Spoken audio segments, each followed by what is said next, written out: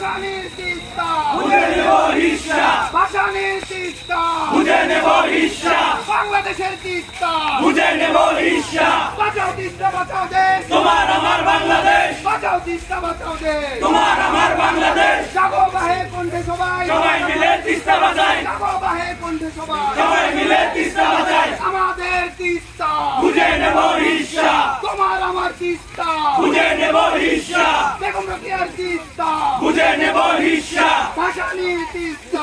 বুঝে নেব হিসাব। এক কণ্ঠে সবাই তিস্তা বাঁচাও এক হও, এক করো, এক হও, এক হও। লড়াই করো, এক হও। আমাদের তিস্তা, বুঝে নেব হিসাব, আমাদের তিস্তা, বুঝে নেব হিসাব, তোমার আমার তিস্তা, বুঝে নেব হিসাব, বেগম রোকেয়ার তিস্তা, বুঝে নেব হিসাব, ভাসানির তিস্তা, বুঝে নেব হিসাব, বাংলাদেশের তিস্তা, বুঝে নেব হিসাব, বাংলাদেশের তিস্তা, বুঝে নেব হিসাব, আমাদের তিস্তা।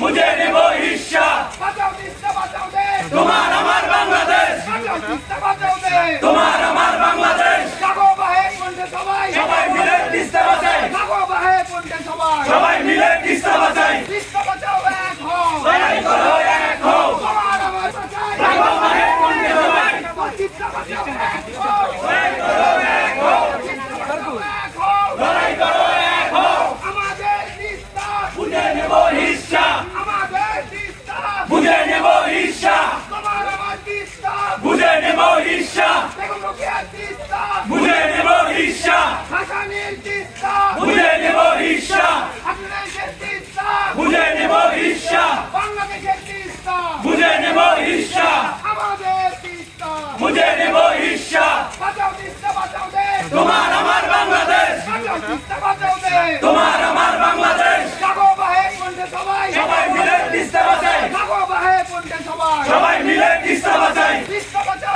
আমার বাংলাদেশ, বাঁচাও তিস্তা বাঁচাও দেশ, বাঁচাও তিস্তা বাঁচাও দেশ। তোমার আমার বাংলাদেশ, তোমার আমার বাংলাদেশ, বাঁচাও তিস্তা বাঁচাও দেশ। এটাকে মূলত বলে ডাক্তার আসেন কোনো রোগী সবাই মিলে তিস্তা বাঁচাই, সবাই মিলে তিস্তা বাঁচাই। জাগো বাহে।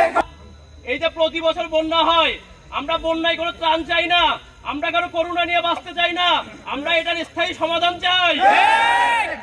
তাই আমি আমাদের যে ইন্টারিম গভর্নমেন্ট আছে, প্রধান উপদেষ্টা যিনি রয়েছেন, তার কাছে অনুরোধ থাকবে যে 1986 সালে এই প্রকল্প বাস্তবায়নের উদ্ভাবনের কথা থাকলেও স্বাধীনতার আজকে 55 বছর পার হয়ে যাচ্ছে, তবু আমাদের এই তিস্তা ব্যারেজের এখনো কাজ শুরু হয়নি।